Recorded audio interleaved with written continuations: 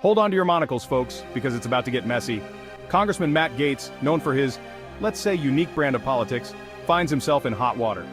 The House Ethics Committee, a group not known for its sense of humor, released a report about Gaetz. This wasn't your typical forgot to declare a parking ticket type of report. We're talking serious allegations here. The report alleges that Gaetz engaged in some rather unsavory activities, including paying for sex, and not just with consenting adults, mind you, but potentially with a minor. They also found evidence suggesting drug use, and not just your casual, pass the peace pipe kind of thing.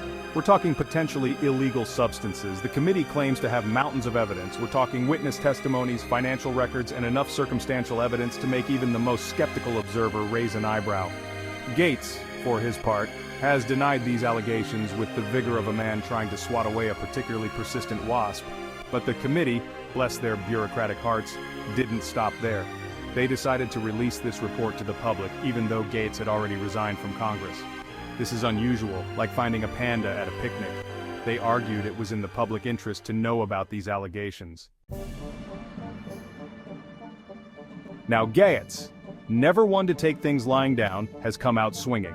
He's claiming that these allegations are nothing more than a politically motivated smear campaign. He's painted himself as a victim, a martyr to his own conservative values. He's pointed the finger at his political enemies, accusing them of trying to silence his voice to quash his message. It's a classic tactic, really. When in doubt, cry witch hunt, and hope nobody notices the cauldron bubbling in the corner. His supporters have rallied around him, echoing his claims of a conspiracy.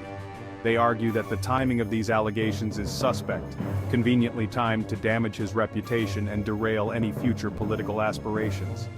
But let's be clear, folks, there's a difference between being targeted for your political beliefs and being held accountable for potentially illegal actions.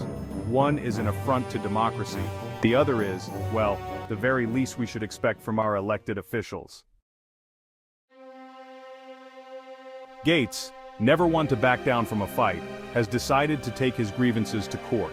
He's filed a lawsuit against the House Ethics Committee, claiming they overstepped their authority by releasing the report after his resignation. His argument is that once he left Congress, he became a private citizen again. And as a private citizen, he's entitled to certain protections, including the right to privacy. He argues that the committee's decision to release the report was a violation of that right. He's also claiming that the committee denied him due process. He argues that he wasn't given a fair chance to defend himself against the allegations, that the investigation was rushed and biased against him from the start. It's a bold move, to be sure. Taking on the very institution you were once a part of is no small feat. It remains to be seen whether this legal challenge will succeed, but one thing is for sure, it's going to be a bumpy ride. So what's next for Matt Gaetz and the House Ethics Committee? Well, as with most things in Washington, the answer is, it's complicated. The lawsuit is ongoing and it's anyone's guess how it will play out.